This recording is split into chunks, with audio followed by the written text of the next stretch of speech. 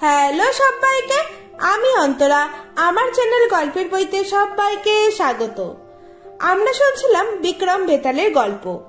আগের পার্টে আমরা শুনেছিলাম বেতালের বলা অষ্টম গল্পের প্রথম অংশটুকু। আজকে আমরা পরবর্তী অংশ থেকে শোনা শুরু করব। যারা এখনো আগের পার্টগুলি শোনোনি তারা ঝটপট করে গিয়ে আগের পার্টগুলি শুনে এসো, এবং গল্প ভালো লাগলে চ্যানেলটাকে সাবস্ক্রাইব করে বেল আইকন টিপে অল নোটিফিকেশনে ক্লিক করে দিও, এবং লাইক কমেন্ট শেয়ার করতে কিন্তু একদম ভুলো না। তাহলে চলো শুরু হচ্ছে আজকের গল্প, বিক্রম বেতাল গল্পের বেতালের বলা অষ্টম গল্পের পরবর্তী অংশ।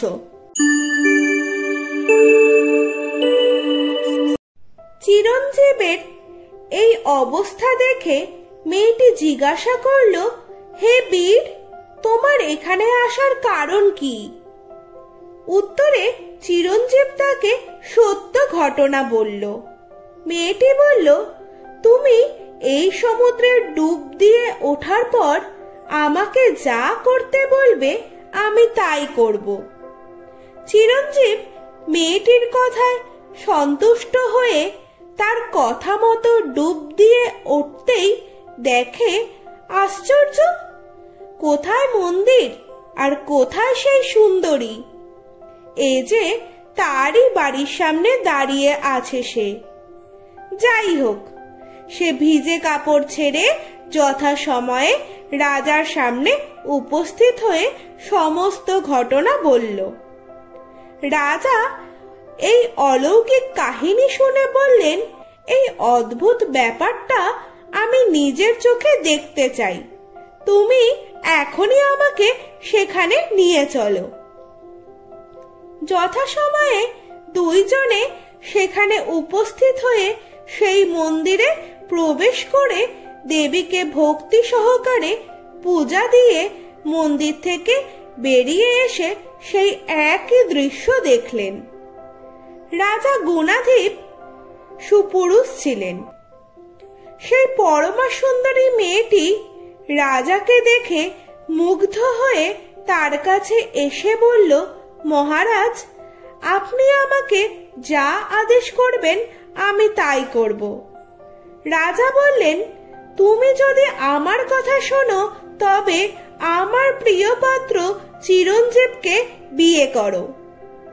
এই কথা শুনে মেয়েটি বলল, মহারাজ, আমি আপনার রূপ ও গুণে মুগ্ধ হয়েছি, অন্যকে বিয়ে করব কি করে? রাজা বললেন, তুমি অঙ্গীকার করেছ আমার আদেশ মেনে চলবে। যারা সৎ লোক তারা প্রাণ দিয়েও প্রতিজ্ঞা পালন করেন, কাজেই আমি আশা করব তুমি আমার কথার অমত করবে না।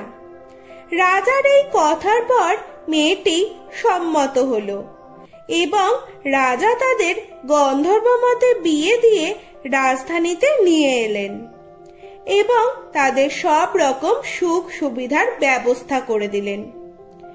গল্প শেষ করে বেতাল বলল, মহারাজ, বলো তো, রাজা আর চিরঞ্জীব এদের মধ্যে কে বেশি মহত্ব আর উদারতার পরিচয় দিয়েছে? বিক্রমাদিত্য বললেন, চিরঞ্জীবী বেশি মহত্বের পরিচয় দিয়েছে।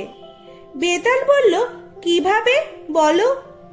বিক্রমাদিত্য বললেন, যদিও রাজা গুণাধিপ শেষের দিকে চিরঞ্জীবের উপকার করেছেন, কিন্তু চিরঞ্জীব সেই শিকারের দিনে তাকে জল, আহার ও আশ্রয় দিয়ে যে উপকার করেছে তার তুলনা হয় না। রাজার কাছ থেকে সঠিক উত্তর পেয়ে বেতাল আবার চলে গেল গাছে ঝুলতে, আর রাজা বিক্রমাদিত্য তার পিছন পিছন আবারও গেল তাকে গাছ থেকে নামিয়ে কাঁধে তুলে আবারও সন্ন্যাসীর আশ্রমের দিকে চলা শুরু করলো, এবং তার সঙ্গে বেতালও শুরু করলো তার নবম গল্প। শুরু হচ্ছে বেতালের বলা নবম গল্প। সেকালে মগধপুর নামে এক রাজ্যের রাজার নাম ছিল বীরবর। বীরবরের অনেক প্রজাদের মধ্যে হিরণ্যদত্ত নামে এক ঐশ্বর্যশালী বণিক ছিলেন। ওই বণিকের মদন সেনা নামে পরমা সুন্দরী এক কন্যা ছিল। বসন্ত উৎসবের দিনে মদন সেনা নতুন সাজে সেজে তার অন্যান্য সখীদের সঙ্গে মনের আনন্দে উপবনে বেড়াচ্ছিল। সেই সময় ধর্মদত্ত বণিকের ছেলে সোমদত্ত বসন্ত উৎসবে যোগ দিতে সেখানে উপস্থিত হয়। সে দূর থেকে পরমা সুন্দরী মদন সেনাকে দেখে মুগ্ধ হয়। সোমদত্ত মদন সেনাকে দেখে এত মুগ্ধ হয়ে গেল যে সে আর দেরি না করে মদন সেনার কাছে গিয়ে তার মনের ইচ্ছা প্রকাশ করল। সোমদত্ত বলল, আমি তোমাকে দেখে মুগ্ধ হয়েছি। তুমি আমাকে বিয়ে করে আমার মনের বাসনা পূর্ণ করে আমাকে সুখী করো। যদি আমার এই কাতর প্রার্থনা তুমি পূর্ণ না করো তবে আমি তোমার সামনে আত্মঘাতী হব। মদন সেনা শুনে খুবই ব্যাকুল হয়ে পড়ল এবং সোমদত্তকে অনেক করে বোঝাতে লাগলো। অনেক সদুপদেশও তাকে শান্ত করতে পারল না। তাহলে আজকের গল্প এইটুকুই।